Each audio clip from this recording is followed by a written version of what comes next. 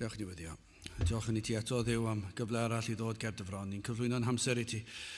Gofyn i ti'n helpu ni'n harwain ni'n nerthu ni addoli di mewn ysbryd a gwirionedd. Tywallt dy lan ysbryd arnom. I ni gofyn hi'n ôl trwy enw ac heiddiant i'n harglwydd Iesu Grist. Amen. Ni'n hoedfa nesaf pnawn Sil am hanner awr 3. Fel y gwyddoch chi, ni'n parhau fethu cymryd casgliad ar y Sil. Os hoffech chi gyfrannu tuag at y gwaith, mae croeso i chi gysylltu fi neu un o'r stiwardiad. Gydwch ni droi at air Duw, at lyfr y Salmau, Salm 62. Cyn dechrau yn yr adnod gyntaf, Salm 62.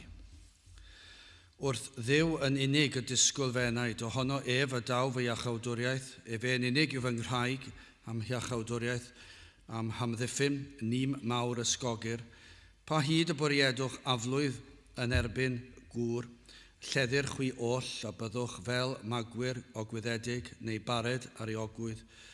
Ymgyngorasant yn unig yw fwrw ef i lawr o'i fawredd, hoffasant gelwydd, a'i geneiau y bendithiant, ond o'i mewn y melltithiant.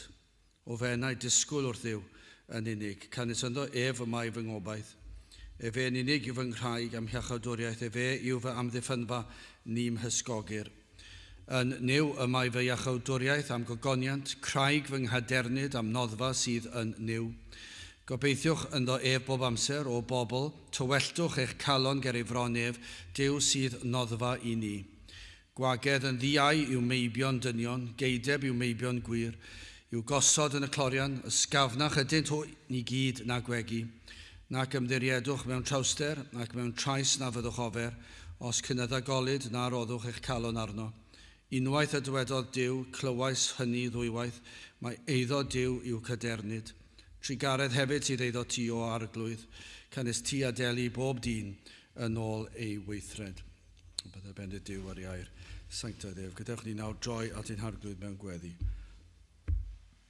I ni yn diolch i ti o Dduw unwaith eto am y fraint o cael dod ger dy fron ac i ni yn dod trwy enw a trwy heiddiannau dy fab a'n gwaredwr yr arglwydd Iesu Grist ac yn dod o flaen dy seddfainc nawr ac yn gwybod dy fod yn gwrando yn clywed yr wyt ti wedi trefnu hyd yn oed yr oedfa hon. Yr wyt ti wedi trefnu y byddwn ni yma ar yr eiliad yma ac o Dduw yr wyt ti yn gwybod canlyniadau yr oedfa hon.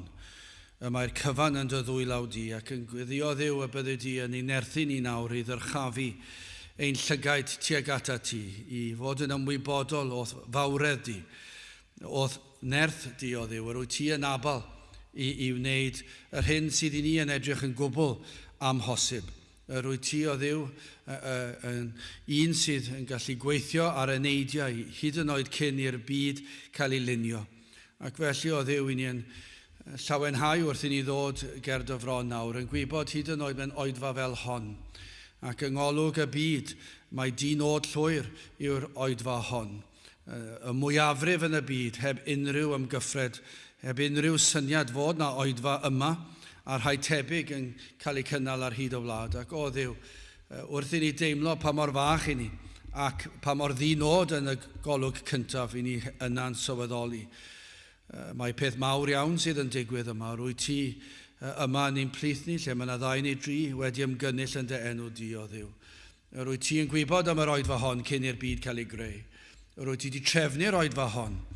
Ac felly o Dduw, i ni'n gwybod rwy ti yn gweithio ar y neidiau trwy dy ragluniaethau ac hyd yn oed oedfa fel hon, rwy ti'n gallu dod lawr a bendithio i ni sydd yma, i'r rhai sydd yn gwrando, ond hefyd o Dduw i ni'n gwybod i'r rhai sydd ddim yma, rhai sydd ddim yn gwrando, rhai sydd heb awydd, rhai sydd yn y byd, rwy ti yn gallu gweithio trwy nerth yr ysbryd glân ar ei heneidiau ac yn gallu argyhoeddi o bechod, yn gallu dod ac ymwybyddiaeth yma o'i pechod yn real iawn o flaen ei llygaid. Bydd yn pwyso'n drom ar ei heneidiau, o Dduw, rwy ti'n gallu gwneud hyn.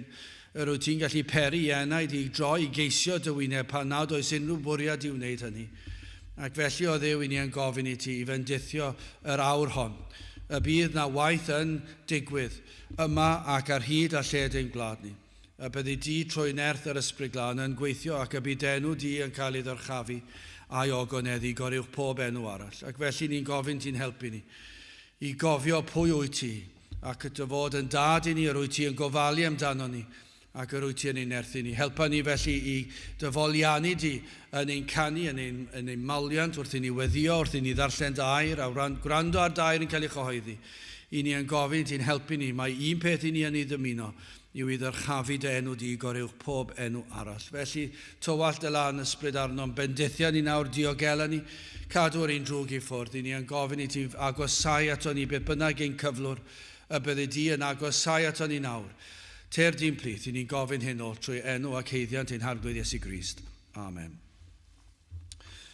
Nawr gadewch i ni ganu emyn rhif 89. Duw mawr y rhyfeddodau maith, rhyfeddol yw pob rhan o'th waith. 89 gen i sefyll i'w chanu.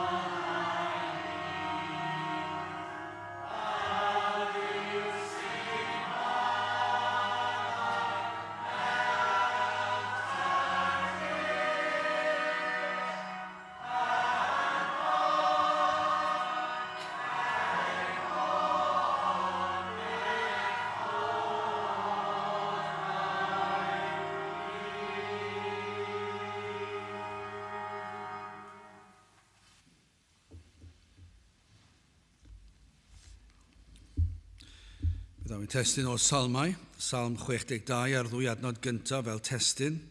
Salm 62 ar ddwy adnod gyntaf, wrth Dduw yn unig y disgwyl fe enaid, ohono ef y daw fy iachawdwriaeth, ef yn unig yw fy nghraig am iachawdwriaeth, am hamddiffyn, nim mawr ysgogyr.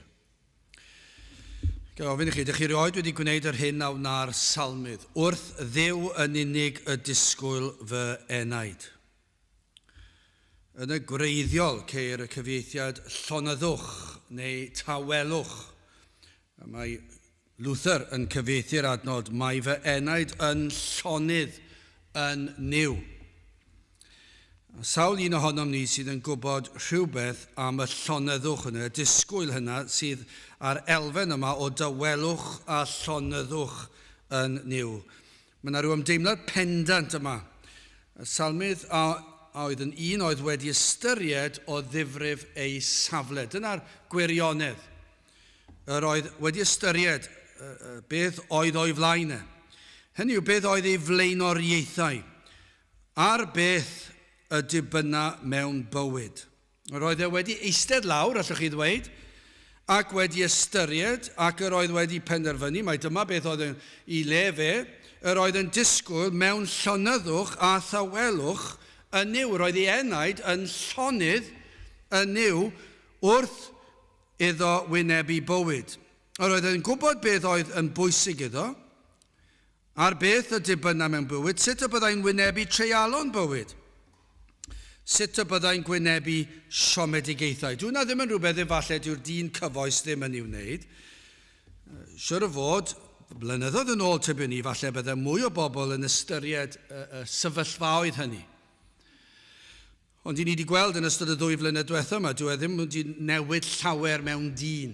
Yn ystod cyfnodau rhyfeloedd byd, yr oedd pobl siwr o fod yn ystyried beth oedd ei blaenoriaethau, ac yn ystyried sut oedden nhw'n mynd i wynebu tristwch, colled yn y teulu efallai. Ond mae yna rhywbeth am y dyn modern sydd ddim yn ystyried, sydd yn gwrthod falle claddu pen yn y tywod, yn gobeithio fydd y cyfan yn diflannu yn gloi. Ond mae'r salmydd wedi ystyried. Mae'n cydnabod pwysigrwydd gofalu am yr enaid. Dwi ddim yn chwarae gwmpas fy enaid yw. Gael ofyn, ydych chi erioed wedi ystyried eich enaid? Hynny yw, yn gyntaf, cydnabod fod gennych enaid. Hwna yw'r maen tramgwydd cyntaf. Faint o bobl sydd yn credu yn yr enaid. Bydde diffiniad pobl o'r enaid yn rhywbeth rhyfedd iawn heddi. Ond faint o bobl fydde yn cydnabod bod y fath beth ac enaid yn bodoli. Bydden nhw'n gwybod bod yna ymenydd, bydden nhw'n gwybod bod yna galon ac ysgyfaint ac yn y blaen. Ond enaid yn rhywbeth dydych chi ddim yn gallu weld. Ac oherwydd hynny, rhyfedd iawn, mae dyn yn penderfynu siwr o fod nad oes enaid yn bodoli. Ac eto, mae yna rhywbeth ond oes yna. Mae yna rhywbeth yn y person. I ni'n gwybod bod yna rhywbeth yna. Rhywbeth sydd yn fy ngwneud i yn fi. Ac falle i brofi un elfen o hwn, falle yn gorsymleiddio fe i ryw raddau, ond un beth sy'n sicr, fydd yr hynaf yn ein plith ni ddim yn teimlo fawr hynach nag oedden nhw pan nhw'n 15 mlwydd oed. Chi ddim yn teimlo'n hynach. Mae'r corff yn teimlo'n hun, ond yr hyn i chi ddim yn teimlo'n hun, allwch chi fyw ta chi'n 100 mlwydd oed. A fyddwch chi dal yn teimlo'r union yr un peth. Mae yna rhywbeth anfarwol amdano ni. Falle dyna pam, i ni'n gallu dweud yw pobl ddim yn disgwyl marw. Bod ni'n gwybod fe fydd pobl yn marw, dydyn nhw ddim yn disgwyl ac yn byw fel beth nhw'n mynd i fyw am byth, achos fe fyddan nhw'n byw am byth. Nid y corff wrth gwrs, ond yr enaid. Dyw'r enaid ddim yn heneiddio. Dyw e ddim yn marw. Mae e'n mynd mlaen am byth. A dyna'r elfen allwch chi ddweud y mae pobl ddim yn sylweddoli. Mae'n rhywbeth afreal yn meddwl bod y corff yn dod i ben. Mae'n rhywbeth yn anodd i beswadio'n hunan bod e'n mynd i ddigwydd. A'r rheswm am hynny allwch chi ddweud y mae'r enaid yn mynd i bara lot bellach. Mae dwi ddim yn mynd i ddod i ben. Mae e'n mynd i tragwyddoldeb. Ac felly yr enaid yma, ydych chi'n cydnabod yn gyntaf fod ganddoch chi enaid, ac yna, ar ôl cydnabod hynny, ydych chi'n gweld yr angen am ofalu am yr enaid.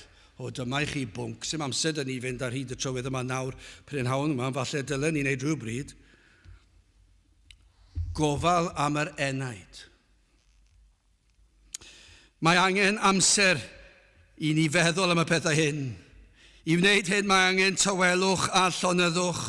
Mae angen amser i oedi ac i fod yn onest. Mae yna lawer heddiw yn dod yn treulio oriau yn gofalu am eu cyrff. Mae'n well i fy nghorff fy mod i'n cysgu mewn. Mae'n well i fy nghorff fy mod i'n gofalu am y sil, fy mod i'n cael bore tawel gartref prynhawn bach i roi fy nrhaed i fyny. Mae'n bwysig.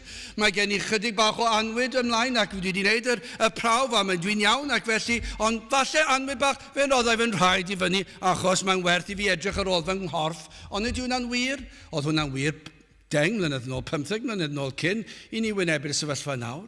Pobl yn rhoi pwyslais mawr. Yr achos lleiaf. Neu ni ofalu am y corff.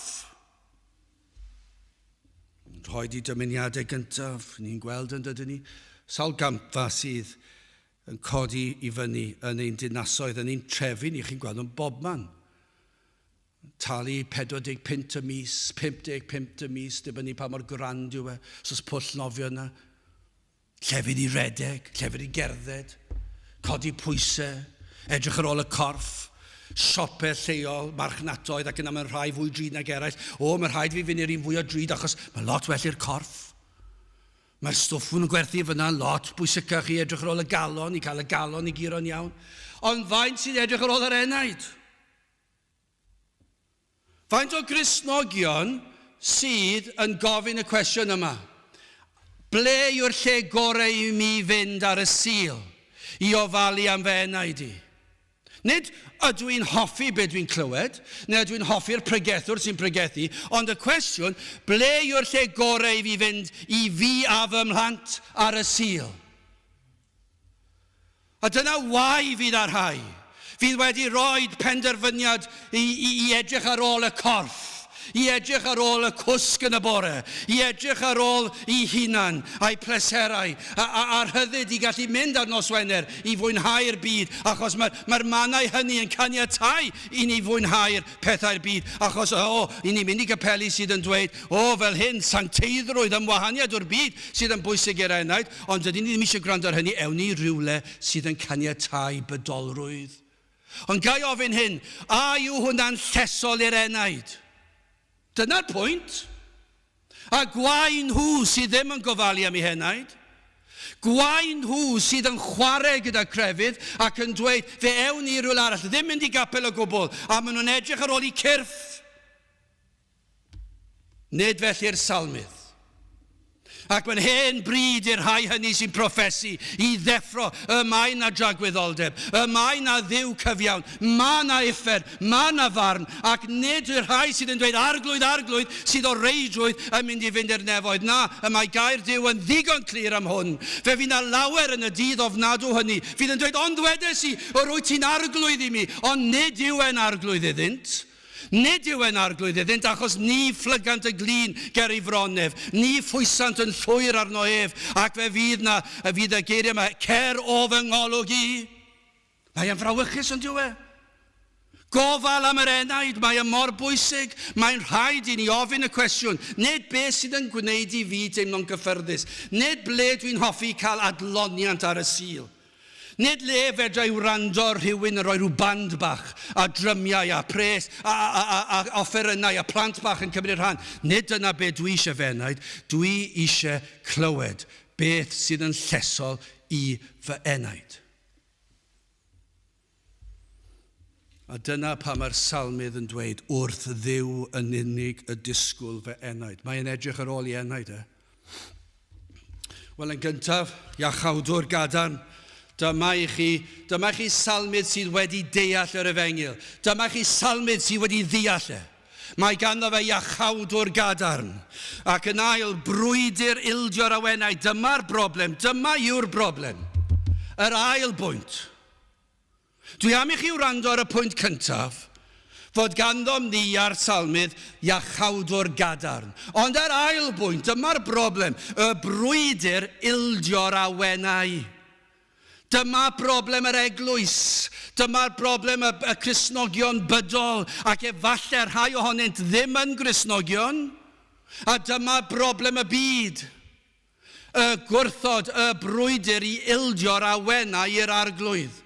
Wastad wedi bod y broblem. Ac yn andrydydd yn fyr I orffen.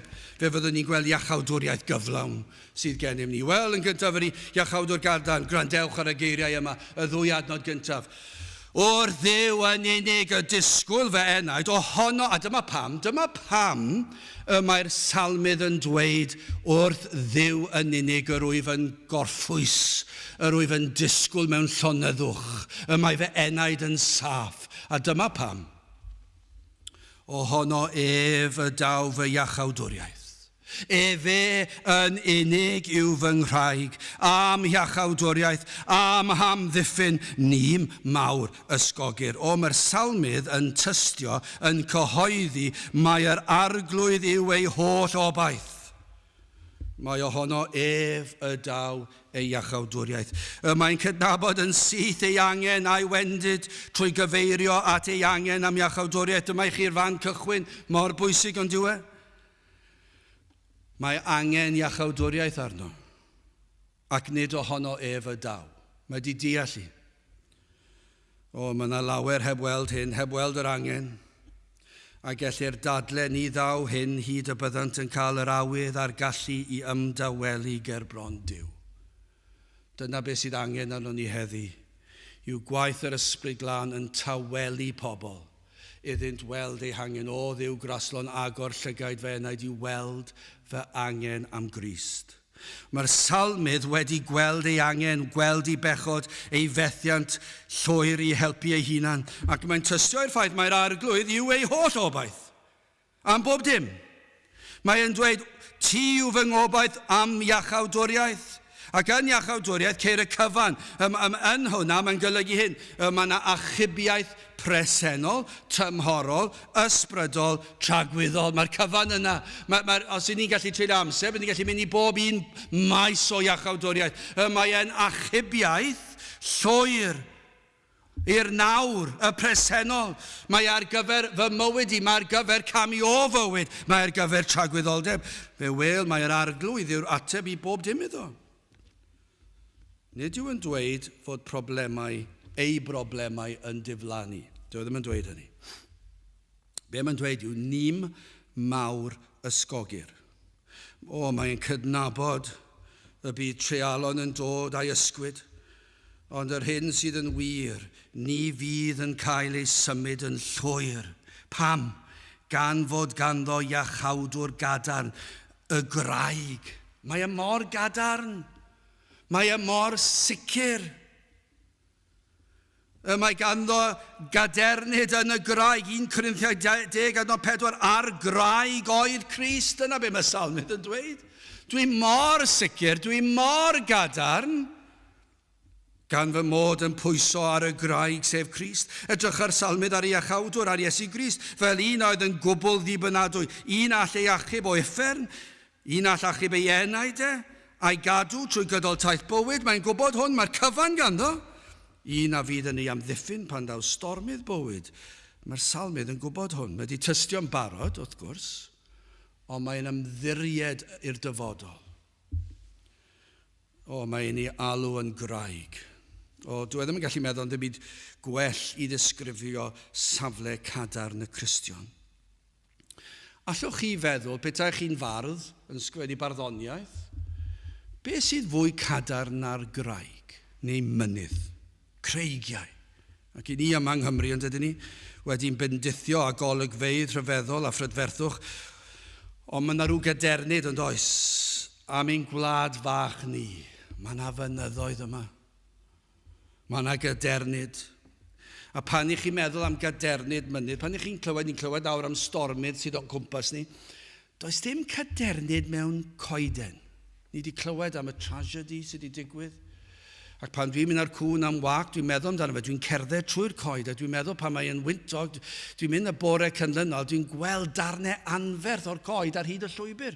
A dwi'n meddwl gallai hwnna di syrthio pan o'n i'n mynd ar cwn. Yn rwydd iawn. A felly braidd yn bryderus yn cerdded mewn gwynt cryf achos dwi'n coeden, ond mae'r rhai nhw'n anferth. Maen nhw'n edrych mor gadarn, ond dydyn nhw ddim, dwi'n coeden. Dwi'n salmau ddim yn dweud bod ei achawdwriaethau mor gadarn a choeden. A mae'r coeden yn gadarn, os yw yn fawr ac yn gryf. Ond mae'r gwynt yn gallu diwreiddio fe, i godi fe o'r pridd. Ond mynydd, craig, allai ddweud hyn wrthych chi, dwi ddim wedi gweld un darn o fynydd Caerffili sydd wedi cael ei symud trwy unrhyw wynt a glaw. Na eira, na rhew. Na hael, na dim byd. Mae dal na. Yr un yw'r llethyr dwi'n cerdded i fyny. Yr un yw'r creigiau dwi'n cerdded ar hydynt.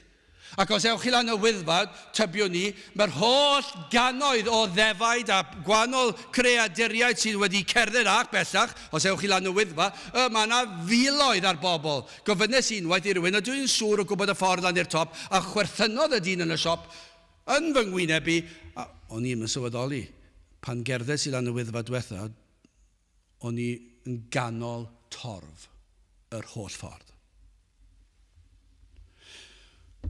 Ond falle bod y llwybr mymryn bach wedi cael ei wasgu, dwi ddim wedi ymharu dim ar yr Wyddfa. Mae'r Wyddfa dal yr un Wyddfa ac yr oedd y blynedd. Mae mor gadarn. Ac dros y cynrifod, ewch nôl i flwyddyn 1982 o leia, pan oedd ein tywysogion ni wrthi. Dyna i chi gadarnle oedd mynyddoedd Gogledd Cymru. Doedd y Normaniaid ddim yn gallu dod mewn i Cymru am gannoedd o flynyddoedd, ddim yn gallu concro Cymru. I fe oherwydd ein cestyll un. Mae Castell y Bere yn hyfryd, a mae yna gestyll Cymreig wedi gwasgaru hyd y lle rai hynafol iawn hyfryd ac yn beton. Allai ddweud hyn wrthych chi, nid Castell y Bere oedd yn gallu ennill y frwydr, ond y mynyddoedd. Mor gadarn oedd y mynyddoedd, doedden nhw ddim yn gallu dod mewn. Ogofeidd, creigiau cuddio tu ôl iddynt, i fynd mewn iddynt. Mor gadarn. O, mae'r salmydd yn dweud, Crist yw fy nghadernid i, fe yw fy ngwraig i, does dim symud ar y graig yma. Os yw mynydd yn gadarn ac yn gadarn le, ac yn amddiffynfa, dyw e ddim byd tebyg, achos siwr fod allech chi ddweud gall daeargryn dod, ond dwi'n gofod daeargrynfeydd sy'n gallu siglo mynydd. Falle bod yna rhyw dwll mawr yn gallu dod, ond mae Crist 100,000, a does dim rhif nag oes. A mae'r salmydd yn dweud, yr wyf fi mor saff. Mae fy rhaid i ar y graig Crist Iesu. Salm 90 adnod 2, cyn gwneithir y mynyddoedd a llunio honno dy ddeiar a'r byd, ti hefyd oed Dduw o dragwyddoldeb, hyd dragwyddoldeb. Yr wyt ti yn mynd bellach nôl na'r mynyddoedd. Yr wyt ti mynd nôl hyd dragwyddoldeb, ac hefyd ti greodd y mynyddoedd, allwch chi ddweud. Eseia 44 adnod 6, fel hyn y dywed yr arglwydd brenin Israel a'i waredydd, arglwydd y lluoedd, mae fi yw y cyntaf, diwethaf ydw i fi hefyd, ac nid oes Duw ond mae fi. Wrth wynebu bywyd, wrth wynebu marwolaeth, wrth wynebu tragwyddoldeb, lle gwell i osod ein traed, ein holl bwysau o'n henaid ni, ond ar yr arglwydd sef y graig. Mae e'n drist ond dyw efo pobl yn dibynnu ar ei barn nhw o beth yw crefydd. Ond nid yw yn drist fod pobl yn rhoi tynged tragwyddol eu henaid ar eglwysi sydd yn rhoi adloniant iddynt a chaniatâd i dorri'r sabath ac i fod yn fydol, a sydd ddim yn pregethu'r efengil yn ei chyflawnder. Mae'r salmydd yn rhoi ei holl enaid ar Grist. Dyna'r lle cadarnaf, yr holl efengil. Nid oes neb mwy dibynadwy y mae wedi bod erioed ac ni fydd yn diflannu, ni all ddim byd rhwystro i bwrpasau. Ef yw ein hamddiffynfa rhag digofaint Duw tuag at ein pechod. Does dim amddiffynfa gwell. Fydd y Cymru wrthi yn cuddio yn y mynyddoedd am ganrifoedd ac yn gallu amddiffyn ei hunan i'r dim. Ond does dim amddiffynfa gwell na Christ. Pan ddaw y farn a fe ddaw digofaint y tad, mae Iesu Grist yn dweud fe na i amddiffyn eich enaid o gosb tragwyddol. Fe ddaw dydd pan y bydd Duw yn barnu. Fe fydd atebolrwydd. Am yr hyn a wnaethom ac am yr hyn ni wnaethom. Fe ddaw dydd pan fyddwn ni'n atebol am y ffordd y ceisom yr arglwydd, am y ffordd y gofalasom am ein heneidiau. O, mae hwnna'n frawychus yn diwedd. Fe fydd diwrnod yn dod a byddwn ni'n atebol am ein henaid ein hunan. A rhybuddir pechaduriaid yng Ngaerdyw am y dydd ofnadwy hynny, diwrnod y bydd y rhai yn galw ar y mynyddoedd i'w cuddio. Mae'n anhygol yn diwedd. Fe fydd yna rai yn galw pryd hynny ar y mynyddoedd i'w cuddio rhag digofain ffynnig yr arglwydd. Ond mae'n anhygol, mae'r salmydd yn ceisio dweud fan hyn, ond Crist yw fy amddiffynfa fi, mae e'n fwy cadar na'r mynyddoedd. Fe ddaeth Iesu Grist mwyn bod yn graig i ni. Ei holl fywyd yn dangos ei gadernid, ei berffeithrwydd ond nid yw e. Dyna chi gadernid sydd yn mywyd perffaith Iesu Grist. Drwchwch chi ar ei fywyd ac yna'r unig beth allwch chi ddod i'r casgliad yw cadernid llwyr. Does dim gwendid o gwbl. I ni'n gweld ei gadernid wrth oedd o fynd i'r groes. Dyna chi gadernid, dyna chi urddas, dyna chi un a fi i ddwylo pyr ar led. Ac eto gyda i ddwylo pyr ar led. A coron ddrain am ei ben. Dyna chi gadernid. Fe rhoddodd ei hun o'i wirfodd ar y groes. Fe ddath mwyn mynd i'r groes. Dyna oedd ar ddechrau Genesis, oedd y cynllun. Pidwch yn meddwl mae'r Iddewon neu'r Rhufeiniaid oedd wedi rhoi yr arglwydd Iesu Grist ar y groes. Mae nhw fydd yn atebol am wneud yr weithred ddynol a'r cysineb yn eu calonau nhw. Ond fe ddywedwyd yn Genesis 3, fe ddywedwyd fe fydd hwn yn mynd i'r groes yn ein lle ni. Dyma oedd y cynllun. Dyna chi gadernid, yr holl Hen Testament yn gweiddi allan, adnod ar ôl adnod o broffwydoliaethau. Mae un yn dod, y Meseia, yn mynd i fynd i'r groes ac yn mynd i gymeryd ein cosb a'r barn yn ein lle ni. Ac fe fydd yn gallu golchi ein pechodau ymaith yn ei waedef. Dyna chi gadernid pan ddath y dydd ac fe roddodd ei ddwylo pyr ar led. Cadernid llwyr oedd y farwolaeth hon ar y groes. A hwn yw cadarnle y salmydd.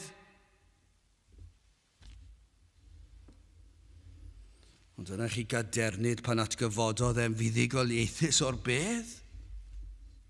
Chi'n dychmygu'r diwrnod hynny pan nath y disgyblion i'r bedd a gweld y bedd yn wag.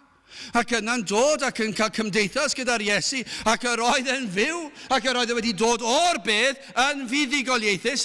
Does dim un cwestiwn hanesyddol am y peth fe atgyfododd e. Mae yna ormod o llygad dystion i'r arglwydd Iesu Grist i atgyfodi yn fuddigoliaethus. A be nath e? Fe dangosodd e pa mor gadarn yw iachawdwriaeth y Beibl. Fe goncrodd e pechod Satan a'r bedd. Does dim lle gwell i'r enaid droi ato nac at y graig Iesu Grist. Os ych chi am fod yn gadarn eich safle, gwnewch yn siŵr mai ar Iesu Grist yr ydych yn pwyso, bod eich traed arno ef, nid ar rhywbeth simsan, nid ar broffes. Chi ddim eisiau yr enaid tragwyddol i osod ei thraed ar rhywbeth simsan, ar eich proffes chi. Peidiwch a phwyso ar eich proffes. Peidiwch a phwyso ar eich cefndir. Peidiwch a phwyso ar eich gweithredoedd. Peidiwch a phwyso ar ddim byd arall ond ar Iesu Grist. Ar y graig, wel gydewch ni symud ymlaen, dyma mor bwysig yw'r ail bwynt, brwydr Ildio'r awenau. Yn yr adnodau cyntaf, sylwch y gair yn unig, wrth Dduw yn unig y disgwyl fe enaid, ohono ef y daw fy iachawdwriaeth, ef yn unig yw fy nghraig am iachawdwriaeth, am hamddiffyn, nim mawr ysgogyr. Rhaid i'r gair unig yna fod yno. Nid oes lle i neb arall. Os nad Duw yn unig sydd yn gwneud y gwaith, os nad ar Dduw yn unig i chi'n pwyso, os mae nid i waith ef yn llwyr yw eich iachawdwriaeth, yna gwag a ffals yw eich iachawdwriaeth. Wrth edrych ar gryfyddau eraill, Drychwch ar agweddau o'r eglwysi Cristnogol sydd yn yr Catholig, Protestanaidd, crefyddau eraill. Ar hyn a welwn yw, drwy ddi draw, ewch chi trwy unrhyw grefydd, be welwch chi yw pwyslais ar ymdrechion dyn. Edrychwch ar grefydd Cymru. Eisteddwch yn dawel fach am ychydig a gwrandewch ar y neges. Byddwch yn dda. Helpwch y tlawd. Rhowchwch eiddo. Byddwch garedig. Allwch chi fynd ymlaen, dewch i'r cwrdd. Gwnewch hwn, gwnewch llall. Lot o bethau yn does. Ewch ar bere'r undod, fe gewch chi hwnna mewn crefyddau. Os ewch chi ar bere'r undod, dwedwch eich gweddiau. Gwnewch hyn. Cynnwch gan hwyllau. Arogl darthau. Gwisgwch gwisgoedd. Ond allwch chi mynd ymlaen, dyna yw crefydd. Mae crefydd yn rhywbeth allwch chi ddysgu mewn gwahanol sefydladau. Allwch chi cael, a dod â llyfr iddyn nhw i ddysgu ar gyfer arholiad. Ac i chi dweud, a gofyn cwestiwn, y ffydd yma, beth yw'r wisg? Allwch chi ofyn, beth yw'r traddodiad pan maen nhw'n gwneud hyn? Dyma beth maen nhw'n gwneud, hyn a'r llall. Ac i chi'n gallu ateb cwestiynau ar beth yw crefydd, a chi'n mynd trwyddo fe gyd, pethau y mae dyn yn ei wneud.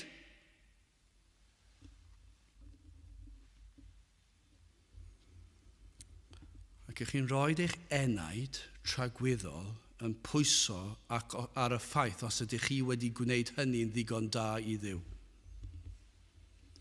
Mae rhaid i fi ddweud, dwi ddim am wneud hynny. Dwi ddim am fynd i'r bedd a gwynebu tragweddoldeb yn gobeithio fy mod wedi gwisgo'r gwisgoedd cywir, wedi cael yr arogl darthau cywir, wedi cael yr cynhwyllau cywir, wedi cael y bwydydd cywir, yn y drefn cywir. Dydw i ddim eisiau hynny. Y mae tragweddoldeb yn amser hir, di-ddiwedd. Ac o dan farn Duw, mae'n frawychus yn diwedd. I obeithio y bydd Duw yn fodlon, a be maen nhw'n dweud, ond mae yna adnod yn eich Beibl chi sy'n dweud Duw, caria Duw.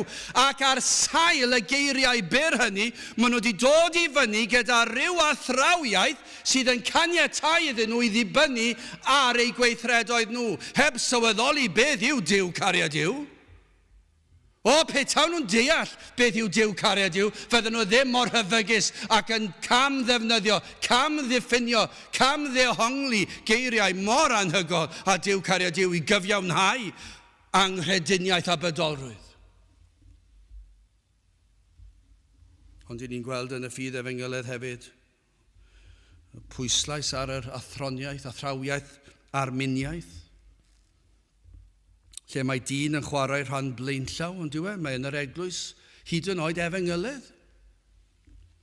Hyd yn oed sy'n pobl ddim yn sylweddoli fod yn dod o'r elfen arminiaeth, ond yn weithredol dyna yw e, dyn yn flaenllaw yn ei proffes.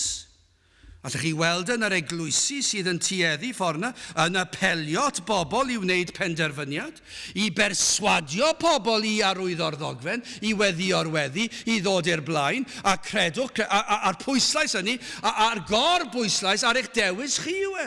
Dewch i'r cyfres yma, newn ni ddysgu chi, ac ar ôl newn ni perswadio chi bod na Dduw, bod angen i chi i ddweud eich bod chi'n credu yno fe, a fe fydd popeth yn iawn. Pwyslais ar dyn yn dewis. Fel arfer yn y capeli hynny, gan fod gymaint o bwyslais ar ei ddyn i ddewis, mae'r addoliad fel arfer yn un llawn hwyl. Adloniant.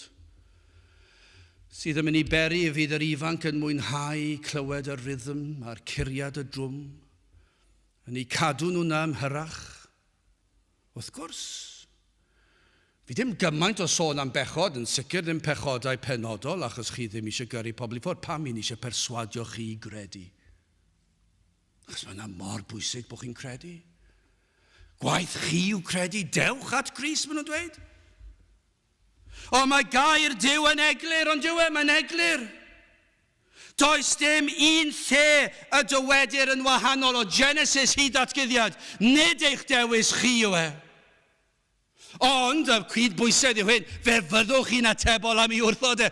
Mae'n ddirgelwch yn diwedd. Ond allai ddweud hyn wrth chi, nid ein lle ni fan hyn yw i trio perswadio chi ac i trio dweud wrth chi, pidwch y poeni ar y ffaith am hynny, mae rhi anodd i chi ddeall e. Na, fe ddwedwn ni fel mae e, fedrwch chi ddim credu na dewis Crist, ond allwn ni ddweud hyn hefyd, fe fyddwch chi'n atebol am ei wrthod e. A wedyn fi na rhywun yn dweud esboniwch hwnna, fedrwn ni ddim, mae'n ddirgelwch.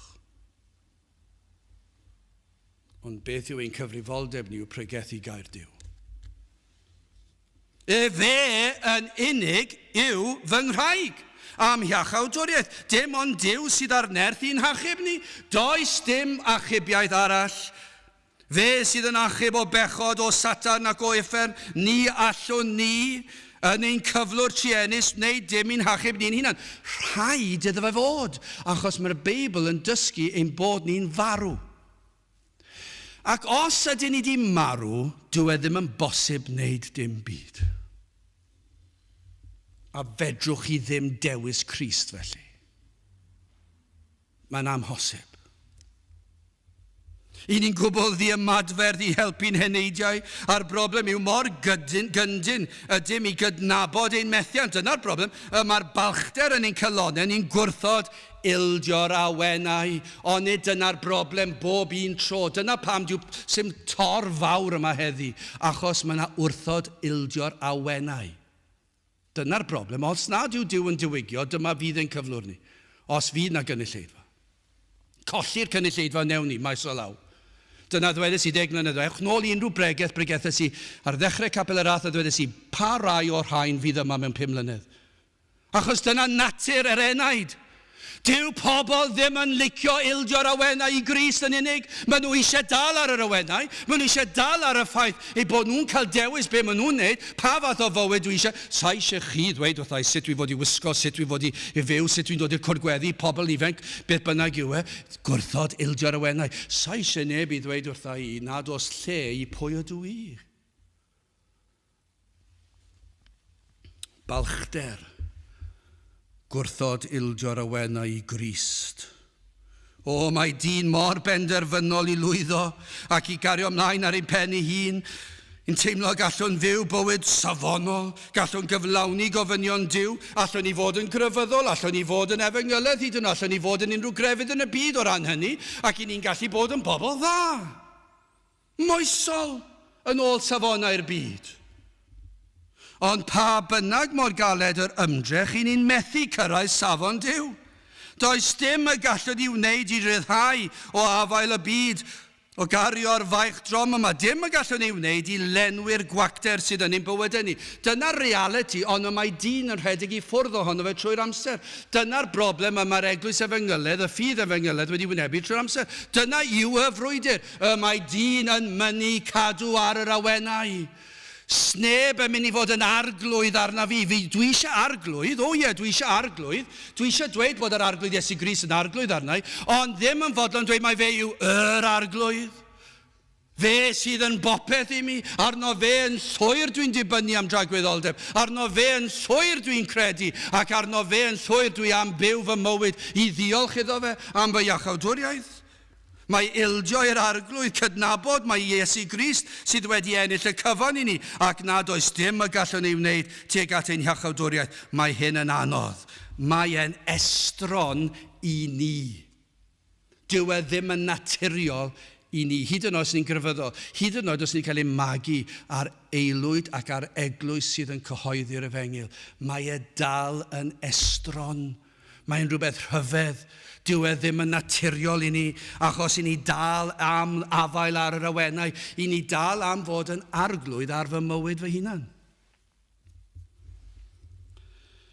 Mae yna lawer yn gwrthwynebu'n ffyrnig ac yn cicio yn erbyn y ddysgeidiaeth. Ond does dim byd yn wahanol. Dyna yw problem yr eglwys wastad wedi bod. Ar adegau o ddiwygiad ac o fendith ac o niferoedd fawr, mi fydde fe wedi bod yn broblem bryd hynny, ond falle ddim mor amlwg achos oedd gymaint o bobl wedi ddeall. Ond ar adeg fel hon, mae e dal yn broblem. Mae'r natur ddynol yn cicio yn erbyn hyn, ond rhaid i'r enaid i blygu'r glin fel betai. Rhaid dod i'r fan lle ein bod yn ostyngedig, i blygu o'i flaen a chydnabod mae ef Crist sydd wedi gwneud y cyfan, popeth. Fedrwn ni ddim wneud dim byd. Ond mae cael unrhyw bechadur balch i blygu yn dasg i ni mor falch. Mae'r enaid yn sefyll mor hyderus nad ydym yn fodlon plygu a chydnabod ein methiant o flaen neb, heb sôn am o flaen Duw. Ac felly yr ateb yw rhaid iddo fod yn waith o ddifri. Bob tro. Ac pan y mae Duw yn agor llygaid yr enaid. Mae'n gallu bod yn boenus, hwnna'n wir, sicr. I weld ein gwir gyflwr, mae'n broses anodd. Mae'r broses o weld ein pechod yn peri'n bod yn gostwng o'n safle balch i fod yn rai sydd yn ostyngedig. Dyna i chi un arwydd prawf o gwir iachawdwriaeth, gostyngeidrwydd. Fe welir trwy gydol y bywyd. Fe fyddwch chi'n gweld yr arwyddion. Falle bod nhw'n ffrwythau bach i ddechrau, ond fe welwch chi fe. Gostyngeidrwydd. Pam y mae'r rhain wedi gweld i pechod ac yn dal i weld i pechod. Mae'n boenus. Efallai rhywrai yn profi caledwch y broses o droi o'r hunan a gweld nad oes gwerth wrth wneud hyn i ni'n gweld. Mae'n teimlo oes pwrpas i fynd trwy'r broses yma. Mae'r broses yn boenus ac yn tynnu'r enaid lawr. Ond mae'n angenreidiol. Gan yn gair Duw mae'n dweud yn ddigon clir o'r dechrau i'r diwedd. Crist yn unig yw ein gobaith, ein iachawdwriaeth. Mae rhaid i hyn fod.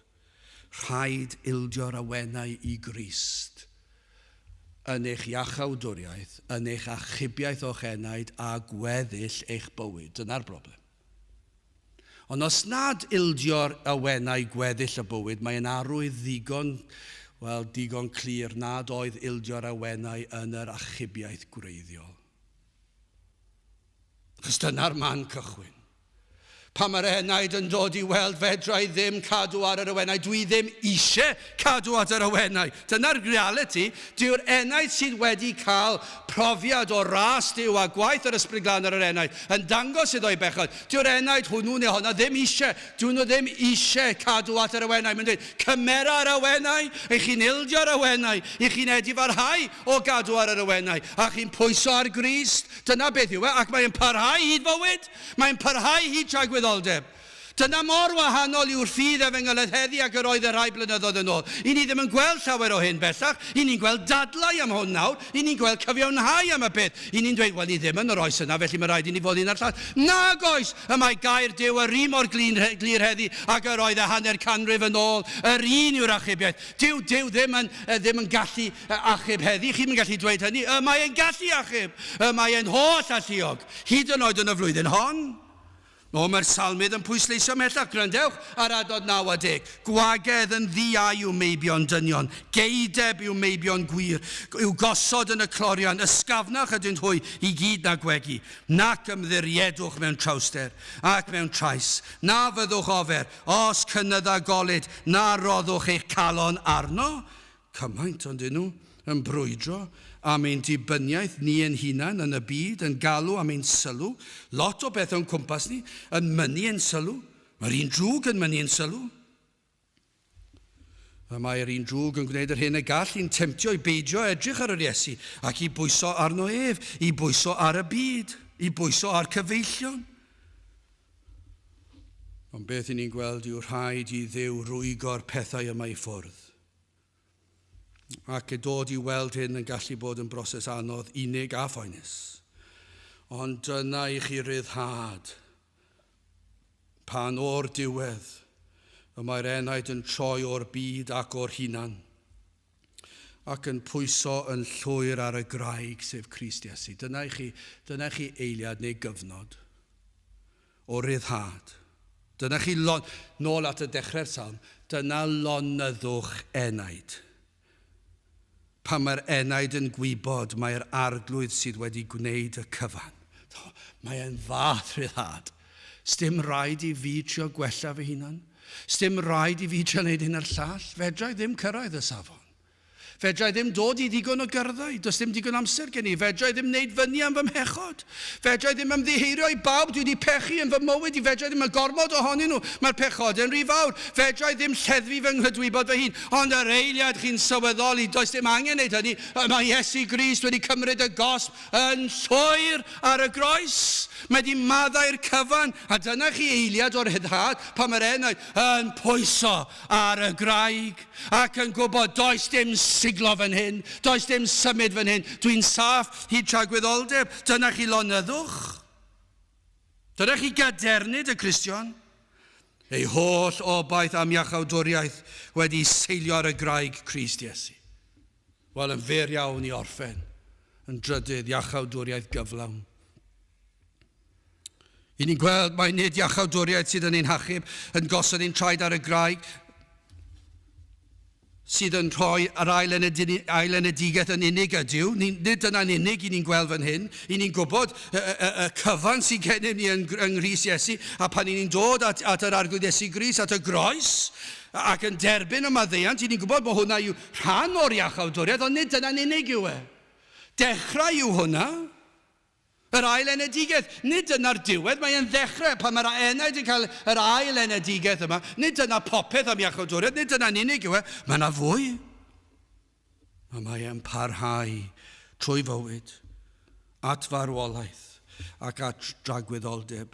Nid yw yn ein hachub ni ac yna'n dweud wrthym am gario ymlaen ar ein pennau'n hunan. Mae'r salmydd yn gwybod hynny. Nid yw yn dweud wrthym rhaid Ildio'r awenau am achubiaeth ac yna ail gafael ynddynt am weddill ein bywyd. Dyna yw'r ffydd efengyledd fodern. Os maen nhw'n dweud hynny hyd yn oed, ond dwi ddim yn credu bod nhw'n dweud na hyd yn oed. Maen nhw'n dweud fe gewch chi benderfynu drosoch eich hunan. Beth yw'ch chi'n neud? Sut yw'ch chi'n neud? Dywed Spurgeon y byddai hynny fel pont sydd yn mynd hanner ffordd drost yr afon. Lle chi ddychmygu rwy'n yn adeiladu pont hanner ffordd dros afon, ddofon, cyflym, beryglus. Mor ddiwerth byddai'r hanner pont. Mae iachawdwriaeth yma yn ein tywys ni yr holl ffordd i'r nefoedd, yr holl ffordd. Mae yna sicrwydd pendantrwydd yma cadernid ceir y sicrwydd y bydd glanhad, mae hwnna'n wir, sydd yn gwaed yr Iesu, dyna chi ddechrau yna fe, ond mae'n barhaol, mae'n glanhad llwyr, mae'n maddau ein holl gamweddau. Nid yn unig yr rhai pan deithon ni'n Gristnogion, ond yr rhai di wedi gwneud ers hynny. Mae'r cyfan wedi delio nhw. Mae wedi maddau'r cyfan, golchi ni'n llwyr lam. Ceir sicrwydd bod maddeuant yn gyflawn, maddeu'r pob camwedd, pob pechod, pob gair, pob ystyriaeth, pob gweithred pechadurus wedi maddau'n llwyr.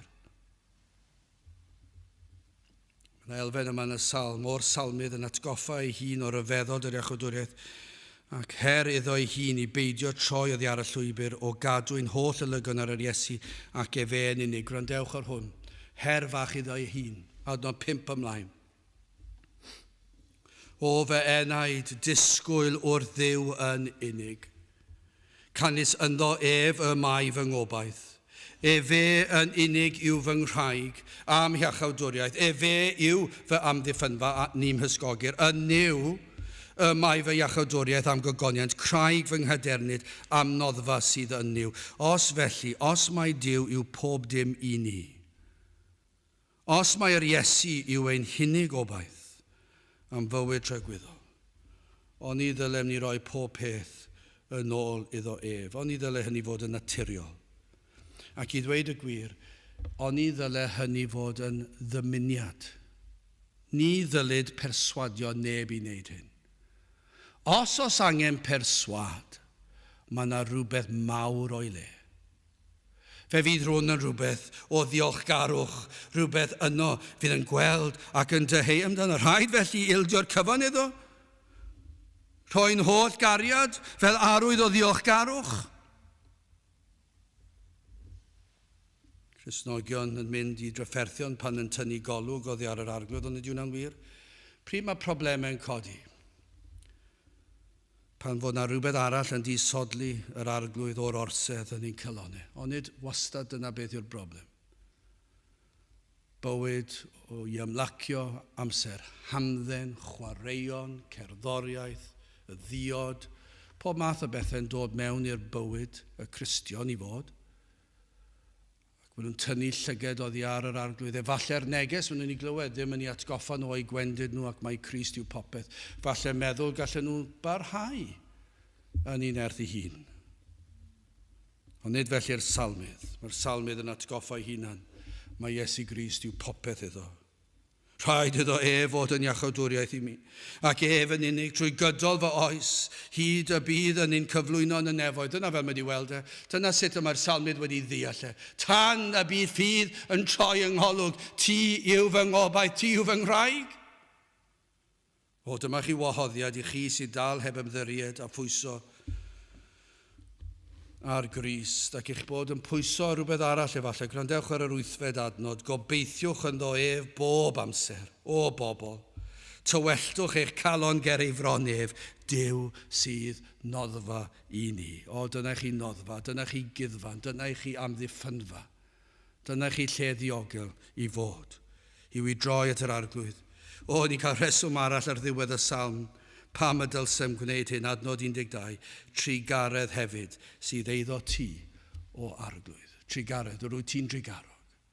Lliod os na rai sydd wedi gweld i pechod ac yn teimlo falle'r dadleuon yma yn eich calon, eich bod yn rhy bechadurus. Wel, gwrandewch ar hwn, mae'r arglwydd yn trigarog. Ac mae hwnna'n golygu y mae'n dangos cariad piti tuag at yr rhai sydd ddim yn ei heiddi fe. Felly dewch at Grist, dewch at y graig, dewch at yr un sydd yn gallu gofalu am ddiffyn eich henaid o nawr hyd tragwyddoldeb. Gadewch i ni weddio. O Dduw, i ni yn diolch i ti am yr arglwydd Iesu Grist, am y graig, am y gydarnle, ac yn gweddio Dduw y bydd yr ysbryd glân ar waith, yn arwain yn eidiau, droed y groes, lle gallant weld yr hyn a wnaeth yr arglwydd Iesu trostynt. Rho ffydd i rai gredu ymddiried, ac o Dduw i gydnabod mae'r arglwydd Iesu Grist yw fy arglwydd i. Tyrd gweithio ni'n plith, i ni'n gofyn hyn oll trwy enw ac heiddiant yn arglwydd Iesu Grist. Amen. Byddwch ni orffen trwy ganu'r emyn rhif 179. Mae carcharorion angau yn dianc o'i cadwynau, a'r ffordd yn olau dros y bryn o ddymder glyn cofidiau. 179 gen i sefyll i'w chanu.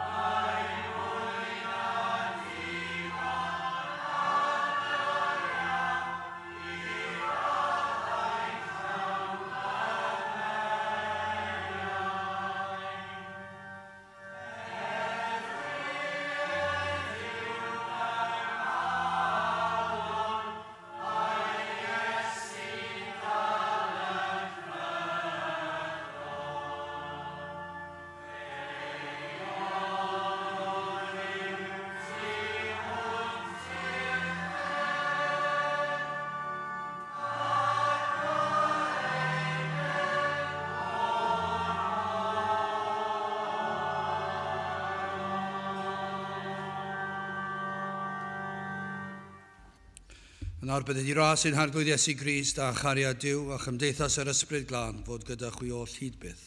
Amen.